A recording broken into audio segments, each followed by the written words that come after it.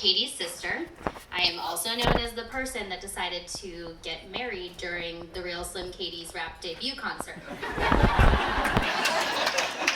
if that was not clear enough, I also tripped walking down the aisle today, tripped leaving the aisle, and tripped coming in. So if I can make it through the speech without falling down, then I think we'll be good.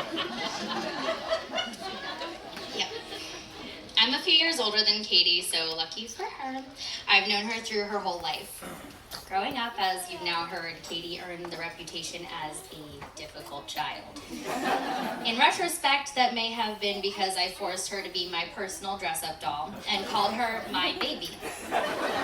She may have spent most of her childhood crying because she couldn't yet communicate to adults that she would like to be as far away as humanly possible from her overbearing sister. So what did it mean to be the difficult child?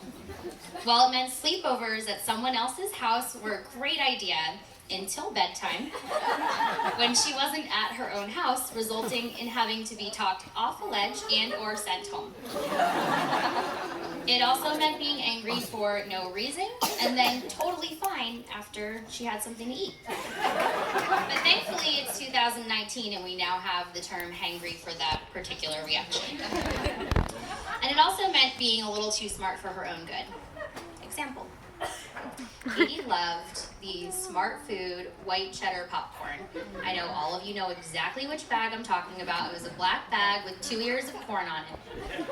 So if Katie was eating a bag of this popcorn, I'd say, "Oh, can I have some?" She'd say, "Sure." She'd then proceed to lick every one of her fingers, stick her hand back in the bag, take it out, hand me the bag and say, "Here you go." And as you can imagine, my appetite was ruined. Savage. Jokes aside, Katie, you may have been the difficult child, but you have certainly blossomed into an amazing and not so difficult adult that I'm very proud to call my sister. Oh. I'd also argue that some of the qualities that earned you the difficult child title are the ones that have made you the astounding person that stands before us today. Your care, sense of humor, emotional intelligence, and compassion are what make you not just a wonderful sister, but the absolute best teacher, friend, and partner. And one day, some tiny humans are going to be lucky enough to call you their mother. Yeah, you're getting the best one. So when Katie told me about the love of her life, I knew it was a love that was going to last forever. He was loyal, he loved to cuddle, a great listener, and he was super excited to see her when she got home, a true best friend. His name was Bodie. And he came from Amish country amongst his golden doodle siblings. But thankfully, she met Greg long before that. And I think Greg loves Bodie almost as much as Kate does. Now, I had my guard up when I met Greg. As a big sister, you're always protective, you always want what's best for your younger sibling. And I was actually pretty content with Katie not dating seriously for a very long time. Not because I didn't want her to find somebody, but I was like, great, she can't get hurt, nobody can harm her.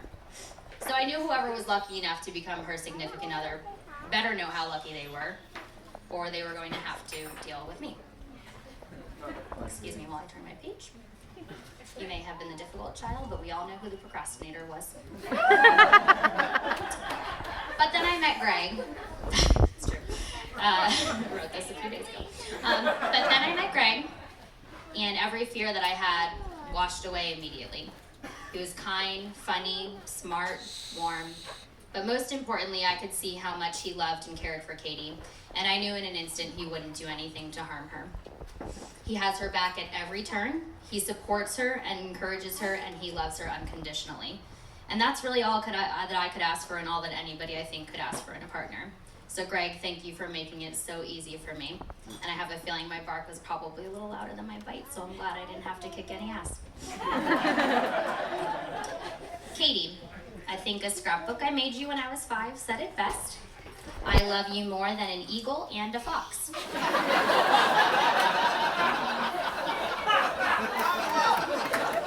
Greg, I couldn't find a conversion rate for this, and I'm not sure what metric system I was using, but I love you about that much too.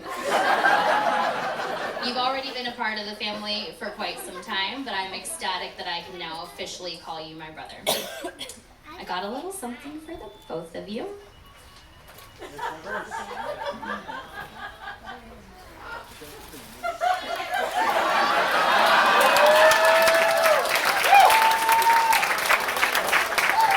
the course of your marriage, you may have fights here and there, but fighting over a bag of cheesy popcorn should never be one of them. Now you each have your own.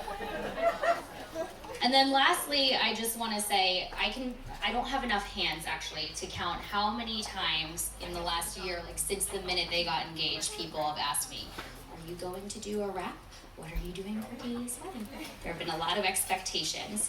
And I just want to say, I really thought about it, because I know Katie and I have talked about doing this at each other's weddings, and I thought it could be really fun, like a little sisterly rap battle.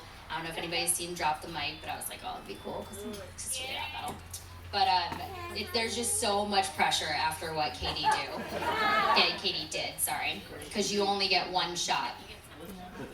One opportunity. One moment.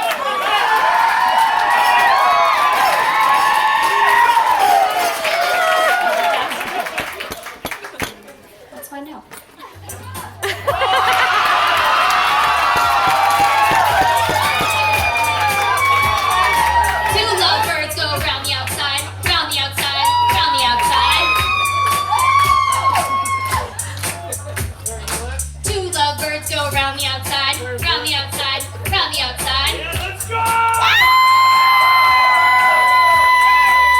Guess who's back? Back again.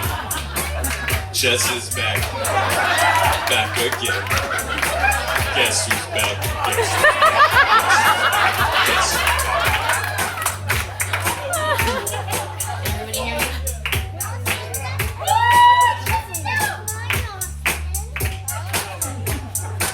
I think I lost my place.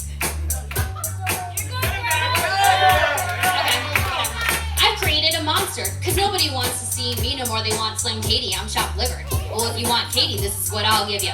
A little bit of her, mixed with some hard liquor, some vodka that'll jumpstart your heart quicker than the shock when Katie first mentioned Greg's name. If you was off guard, let me explain that she wouldn't let any dude close to her game. We've waited this long, now stop debating, cause he's the one, no sense in calculating. Their eyes met at 25 times. Was it love at first sight or just the Jameson and wine? So St. Patrick's Day, Greg kissed Katie after that first gaze. It wouldn't take long after their first date to realize that this match could be pretty great. He thought Katie was down to earth and super funny. Greg knew that he had to make this girl his honey. She thought he's handsome and he ain't no pansy, not to mention that he cooks like Chef Gordon Ramsay. This looks like it's meant to be. So everybody, just toast with me, raise your glass to Greg and Katie, because their love is major like a third degree. Now this looks like it's meant to be. So everybody, just toast with me, raise your glass to Greg and Katie, because they're stuck together for eternity. Life is going great. They were falling in love. Careers moving fast, no problems they could think of. Greg was recruiting, he was so smart, but little did Katie know he was recruiting her heart. They moved in together on Eton Court and quickly added Bodie to their little cohort. They picked the best doodle in all of Lancaster, who knew he ended up with the perfect new masters. And Katie loved her job, but something was missing. The fun of her dance days of that, she was reminiscing, so she's back. Dancing zone the chicken students like they're in Havana, and the family agreed. Greg was so much fun. We knew that for Katie, he was definitely the one. It was clear to us then that Greg would make the cut. The freaking matriarch liked him so much, she grabbed his butt. Attention please, this wasn't from this love story you're asking me. Here's my 10 cents, my 2 cents is free for Greg to get down on one knee.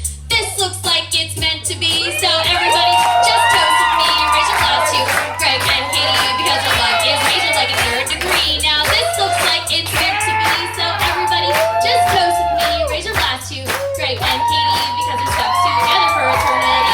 This two were destined to be together. Whatever came their way, this relationship could weather. So Greg packed his bags for a little expedition with a plan in mind to ask our God's permission. The approval he was seeking, it came rather quickly, so they celebrated 1, 2, or 3 whiskeys. Calling Katie seemed like a good idea then, except that he said he's in Charleston with a friend. The next morning sober, forgetting what he told her, a new story was given that didn't quite go over. Call me back when you're ready to tell the truth. He couldn't keep a secret from the skeptical sleuth. He told her his intentions and even had to mention that he asked to marry her. No need for the intervention. Katie was embarrassed, but those feelings didn't linger. After all, Greg wanted to put a ring on her finger. 7 months later, in the world of Harry Potter, a boat pulled up on the Portofino water. Captain Kirk called out for the Godby family, but someone else was hiding that our eyes couldn't see. Off the boat came Greg with a ring and a request. Will you marry me, Katie? And of course she said yes. Hey Greg, you might have picked the difficult one, But now you said I do, and that can't be undone. This looks like